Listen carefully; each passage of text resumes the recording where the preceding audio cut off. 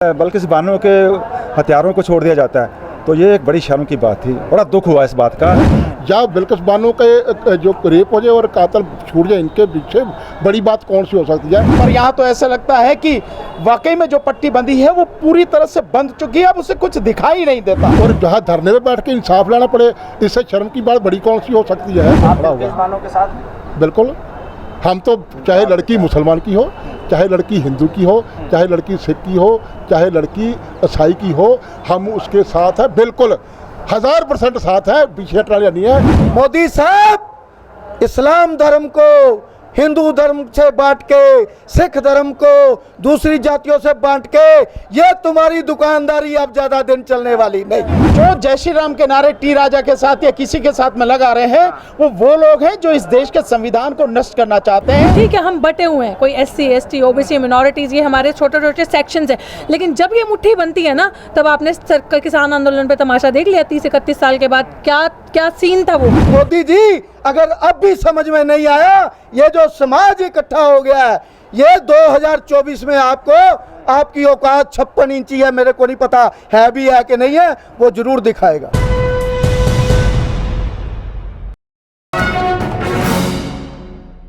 लंबे अरसे से बंद जेलों में जो सिख कैदी हैं, उनको छुड़ाने के लिए एक बड़े आंदोलन की हुंकार भरी जा रही है। मैं इस वक्त गुरुद्वारा बंगला साहिब में मौजूद हूँ, जहाँ मेरे साथ सिख समुदाय के लोग तो हैं ही, लेकिन उसके साथ सुप्रीम कोर्ट के वकील महमूद पराचा और डॉक्टर रितु, और उसी के साथ साथ हमारे साथ इस वक्त भानु प्रताप जी भी मौजूद हैं। सबसे पहले आपसे महमूद पराचा ये जानना चाह रहे हैं हम कि क्या शुरुआत होने वाली है उन लोगों को छुड़ाने के लिए कि जो लंबे समय से जेल में बंद हैं। देखिए, जो सिख पॉलिटिकल प्रिजनर्स हैं, उनके लिए एक ही डिमांड है जिसके बारे में काफ़ी सालों से आंदोलन भी हो रहे हैं, लेकिन कोई भी बड़ा आंदोलन लंबे समय तक कंसिस्टेंटली नहीं हुआ है। डिमांड उसमें सिर्फ एक है कि भारत का संविधान जो है वो सबको बराबरी की नज़र से देखता है, और ये जो सिख बंदी हैं, सिंह बंदी हैं, जत्थेदार हवारा साहब का तो मैं वकील भी हूँ, तो इन लोगों को संविधान और कानून एक तरह से जो दूसरे लोगों पे इशरत जहाँ अभी आपने बिल्किस बानो वाला केस देखा, जो एक्स प्राइम मिनिस्टर्स हैं राजीव गांधी साहब के, उनके केस में भी देखा आपने, सबको छोड़ दिया गया सिवाय इन लोगों के। तो ये जो भेदभाव और राजनीतिक मंशाओं से कानून का उल्लंघन किया जा रहा है, उसके लिए एक लंबे और बड़े आंदोलन की ज़रूरत है। तो आज सबसे महत्वपूर्ण बात यह है कि मुस्लिम समुदाय और जो शेड्यूल कास्ट शेड्यूल ट्राइब समुदाय है, वो भी आज ये सिख समुदाय की जो एक बहुत पुरानी सबसे अहम मांग है उसमें जुड़ गया है। और हम सब लोगों से ये गुजारिश कर रहे हैं कि SC ST OBC माइनॉरिटीज़ के लोग और जो भी संविधान में आस्था रखने वाले लोग हैं, इन बहादुर लोगों को बाहर निकालने के लिए हमारे आंदोलन में जुड़ें। ये सब हम गुजारिश करने के लिए आज ये प्रोग्राम हुआ। भानु प्रताप जी, कोई और रास्ता आप लोगों के पास बचता नहीं है क्या? क्योंकि आप तो पहले भी कह चुके हैं कि भाई हमें अब अदालतों पे उतना विश्वास और भरोसा रहा नहीं है, तो सड़क के अलावा कोई रास्ता है अब आपके पास, या बस एक रास्ता बचा है कि सड़क पे ही उतरना है? देखिए, अगर कोई और रास्ता होता, ये यूँ कहें कि न्याय के लिए अगर अदालतों का रास्ता होता, तो इस तरह के धरनों की ज़रूरत क्या थी।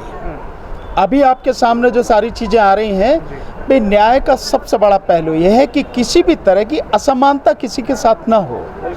जब एक ही तरह के कैदी हैं आपके सामने, बल्कि यूँ कहें कि जो गंभीर अपराधों के कैदी हैं, अगर और वो भी सुप्रीम कोर्ट से सजा याफ्ता हैं, उनकी कन्फर्म हुई है सजा, उन लोगों को अगर छोड़ा जा रहा है, मात्र 18 साल में ही छोड़ा जा रहा है, सो जो लोग अब से 27, 28 साल, 32 साल, 30 साल से जेलों में पड़े हैं और उनकी सजा भी अभी तक सुप्रीम कोर्ट से नहीं हुई है, अभी मैटर पेंडिंग ही चल रहा है, आप उन्हें क्यों नहीं छोड़ रहे हैं, क्यों नहीं उन्हें बेल दे रहे हैं? आखिर किस तरह की उनसे मतलब ये अन्याय जो उनके साथ हो रहा है, क्यों? आप जो सड़क की बात कह रहे हैं, हम इसीलिए लगातार सड़क की बात कर रहे हैं कि न्याय वाकई में इस देश में अब किसी को मिलता नहीं है। अदालतें केवल वो तो दिखाने के लिए पट्टी है कि इन जो अदालत है आंख पे पट्टी बांध के भी इंसाफ करती है, उसका न्याय का तराजू देखें आप, बिल्कुल बराबर है कि उसने अपराध होते हुए देखा नहीं है, उस सब के बावजूद भी वो इंसाफ करती है, उसके इंसाफ का तराजू बराबर है। पर यहाँ तो ऐसा लगता है कि वाकई में जो पट्टी बंधी है वो पूरी तरह से बंध चुकी है, अब उसे कुछ दिखाई नहीं देता। तो ये उसे ये जो समुदाय की बात आप कर रहे हैं, यहाँ सिख समुदाय पूरा मौजूद आपके साथ है, तो इन लोगों को मिलकर सड़क पर उतरना पड़ेगा या ये लड़ाई अलग अलग? क्योंकि अगर बिल्किस बानो की बात कर लें या उसके अलावा हैदराबाद की अभी बात कर लें कि जहाँ फिर से बीजेपी एमएलए ने जबान खोली प्रॉफिट मोहम्मद के खिलाफ, तो ये सब लोगों को, इनको जो यहाँ खड़े हैं मेरे साथ इस वक्त और जो मुस्लिम समुदाय है, उन सबको साथ में उतरना पड़ेगा या नहीं? नहीं, मैं तो केवल आप मुस्लिम समुदाय की और सिख समुदाय की बात कर रहे हैं, मैं तो इससे आगे की बात कर रहा हूँ। इस देश में जितने भी संप्रदाय हैं, चाहे वो हिंदू हो, चाहे मुस्लिम हो, वो सिख हो, ईसाई हो, बौद्ध हो, जैन हो, पारसी हो, और इसको और दूसरी तरह से कहें, चाहे एससी हो, एसटी हो, ओबीसी हो, माइनॉरिटी हो, सभी लोग हो, चाहे जर्नल के लोग हो। नहीं, बिल्कुल क्यों नहीं आएंगे? हिंदुओं में ऐसे बहुत से लोग हैं, हिंदुओं में ऐसे बहुत से लोग हैं जो न्याय की बात कर रहे हैं, ईमानदारी की बात कर रहे हैं, अन्याय के खिलाफ संघर्ष कर रहे हैं, खुल के बोल रहे हैं, तो वो क्यों नहीं आएंगे आपके साथ में? अगर नहीं होते तो मैं समझता हूँ जो माहौल आज भी बना हुआ है, शायद इतना भी माहौल नहीं होता। तो वो कौन है जो टी राजा के साथ जय श्री राम के नारे लगा रहे हैं?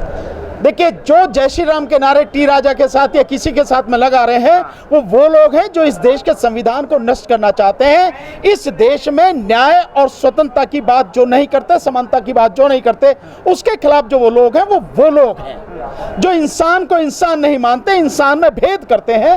वो लोग हैं जिनकी नज़र में इस देश का कानून, इनका संविधान उनके हाथ की कठपुतली बन गया, वो लोग हैं वो। ठीक, मैं आपसे जान रहा हूँ, क्योंकि आप अभी कह रहे थे कि भाई क्यों नहीं आएंगे हिंदू हमारे साथ, ज़रूर आएंगे। तो आप जिस लड़ाई को लड़ने जा रहे हैं, शुरुआत करने जा रहे हैं, और 30 तारीख को आप एक प्रोग्राम भी करने जा रहे हैं रैली के तौर पर, उसमें आपके साथ हिंदू आएंगे या आप उन्हें जोड़ेंगे अपने साथ?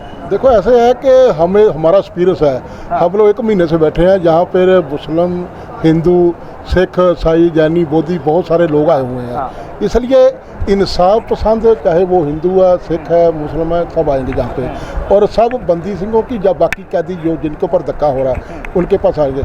और मैं तो हैरान हूँ कि अभी इन भाइयों ने बोला है कि बोला यहाँ पे कि 4 महीने रेप हो जाए और जहाँ धरने में बैठ के इंसाफ लाना पड़े, इससे शर्म की बात बड़ी कौन सी हो सकती है?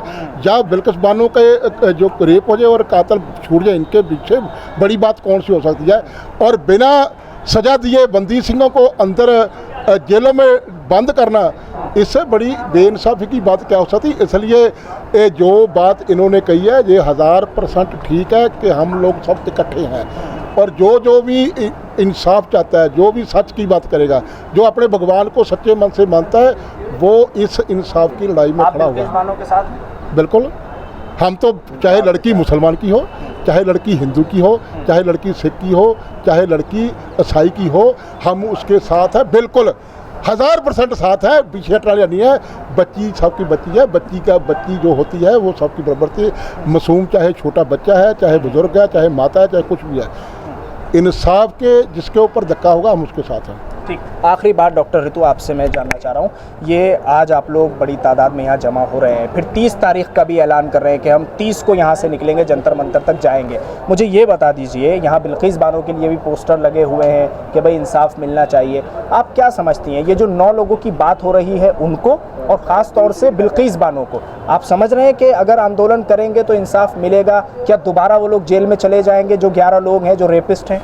देखो, जैसे सबने आपको यहाँ पे बताया कि इस देश के संविधान में और देश की जनता में सबसे ज़्यादा ताकत है। और अभी जैसे आपने इनसे भी एक सवाल पूछा कि सर सड़कें ही एक ऑप्शन रह गया क्या? आपको लग रहा है सड़कों के सिवा कोई ऑप्शन है? रोज़गार है, शिक्षा है, सरकारी रोजगार, सरकारी संस्थाएं बची, कुछ बचा? सरकारी अस्पताल बचे, यूनिवर्सिटी बची, विश्वविद्यालय बचा, तो क्या बचा? या तो रोड बची या तो जेल बची। तो या तो घर बैठ के सर के मरो या बाहर निकलो लड़के मरो, यही हमारे पास ऑप्शन है। अगर इस गद्दार चोर लोगों के साथ आपको सामना करना है तो घर से बाहर निकलना पड़ेगा, सड़कों पे आना पड़ेगा, लड़ना पड़ेगा, वरना जो बिल्किस बानो का हाल हुआ है उसके रेपिस्ट बाहर आए। हमारे अंदर इतनी शक्ति, क्षमता और ताकत है, क्योंकि हम नंबर में भी ज़्यादा हैं, ठीक है, हम हम बटे हुए हैं, कोई SC ST OBC मिनॉरिटीज़, ये हमारे छोटे छोटे सेक्शंस हैं। लेकिन जब ये मुट्ठी बनती है ना, तब आपने किसान आंदोलन पे तमाशा देख लिया 30-31 साल के बाद क्या क्या सीन था वो। अभी वही दोहराते चीज़, हमें वक्त नहीं लगेगा ज़्यादा, और फिर ये अपने घुटनों पे ये 56 इंच आएगा, जो सिकुड़ के 56 मिलीमीटर कहते हैं ना सर आप, वो रह जाएगा और वो दिन दूर नहीं है। और हमारे अंदर ताकत है और हमारी एकता और एका आप अभी देखेंगे। तो मैं अगर ये पूछूं कि किसान आंदोलन जो कि अभी ताज़ा ही ख़त्म हुआ है, और शाहीन बाग आंदोलन जिसमें महिलाओं ने ताकत दिखाई थी, ये दोनों एक बार फिर से दोबारा होने चाहिए? क्यों नहीं होने चाहिए? उसमें क्या था, डेमोक्रेटिक प्रोटेस्ट है वो।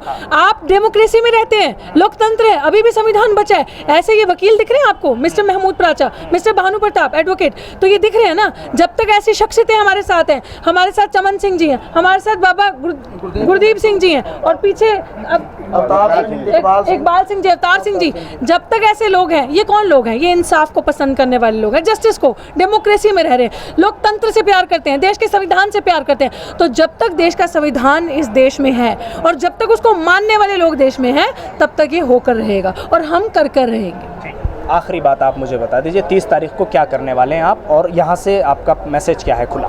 सबसे पहले तो मैं आपको एक बात बता देता हूँ, महमूद प्राचा जी, भानु प्रताप जी, डॉक्टर रितु सिंह जी, उनके सारी टीम, तहे दिल से हम आपका शुक्रगुजार हैं, आपके शुक्रगुजार हैं।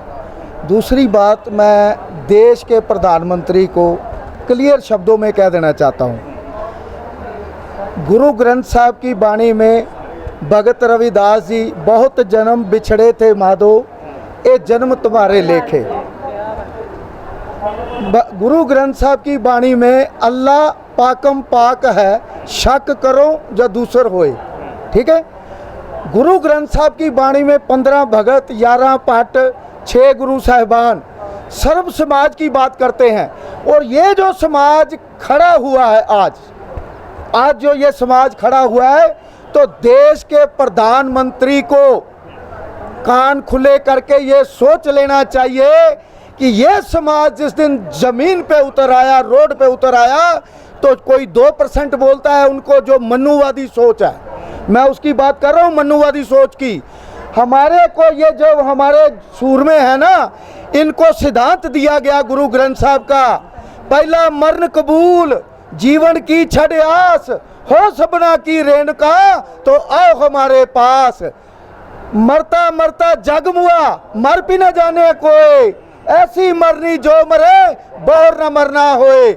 जिस मरने ते जग डरे, मेरे मन आनंद, ये कबीर साहब कह रहे, मैं नहीं कह रहा। जिस मरने ते जग डरे, मेरे मन आनंद, मरने ही ते पाइए पूर्ण परमानंद।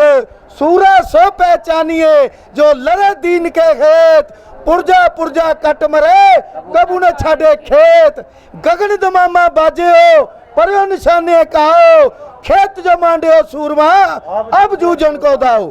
मोदी साहब, इस्लाम धर्म को हिंदू धर्म से बांट के, सिख धर्म को दूसरी जातियों से बांट के, ये तुम्हारी दुकानदारी अब ज़्यादा दिन चलने वाली नहीं।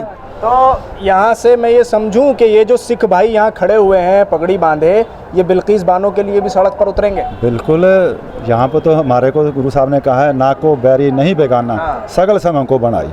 हम तो हमारा ये भारत है और वो हमारे भारत की बेटी है, चाहे वो हिंदू है या सिख है या मुसलमान कोई भी है, तो हमारा सबका फ़र्ज बनता है, हर भारतीय का फ़र्ज बनता है, सिख का नहीं बनता, हाँ सबका फ़र्ज बनता है। तो जब उसके साथ अत्याचार हुआ, हम तो सोच रहे थे कि भारत में सिर्फ बंदी सिखों की बात चल रही है, कि इनको आज़ाद, ये बात जो पूरे वर्ल्ड में चल रही है कि प्रधानमंत्री जी कुछ अब करेंगे, इनको छोड़ेंगे, पर अचानक देखते हैं ये बिल्किस बानो के हथियारों को छोड़ दिया जाता है। तो ये एक बड़ी शर्म की बात थी, बड़ा दुख हुआ इस बात का। झटका सा तो लगा होगा? झटका पूरा जोर का झटका धीरे से लगे, तो वो झटका लगा। एक इतिहास से मैसेज दे देता हूँ मैं, नरेंद्र मोदी जी सुन लो। हमारी कौम का हीरो हरी सिंह नलुआ, हरी सिंह नलुआ इस्लाम धर्म से, वो हमारे देश की बच्ची जिसका नाम बानो था, उसने हरी सिंह नलुए के जो करतब थे युद्ध में देखे, उसने कहा हरी सिंह नलुए को, मैं अपनी कोख से एक तेरे जैसा शेर पैदा करना चाहती हूँ, तेरे से निकाह करना चाहती हूँ। तो ये हमारे जोधे गुरु गोविंद सिंह के पुत्र का किरदार देखो। हरि सिंह नलुए ने उसी वक्त शाल मंगवाई, शाल डाल के बोला आज से तू मेरी माँ है, मैं तेरा बेटा हूँ। ये किरदार है गुरु गोविंद सिंह के सिखों का। मोदी जी अगर अब भी समझ में नहीं आया, ये जो समाज इकट्ठा हो गया है, ये 2024 में आपकी औकात 56 इंची है, मेरे को नहीं पता है भी है कि नहीं है, वो जरूर दिखाएगा। चलिए, बहुत शुक्रिया आप लोगों का बातचीत करने के लिए। तो ये तमाम लोग जो इस वक्त यहाँ गुरुद्वारा बंगला साहिब में मौजूद हैं, इन्होंने एक मैसेज तो खुले तौर पर दे दिया है कि सड़क पर ज़रूर उतरेंगे और सड़क पर उतरकर खास तौर से अब 30 अगस्त को एक बड़ा आंदोलन करने वाले हैं और बंगला साहिब से जंतर मंतर तक एक बड़ी रैली निकालने वाले हैं।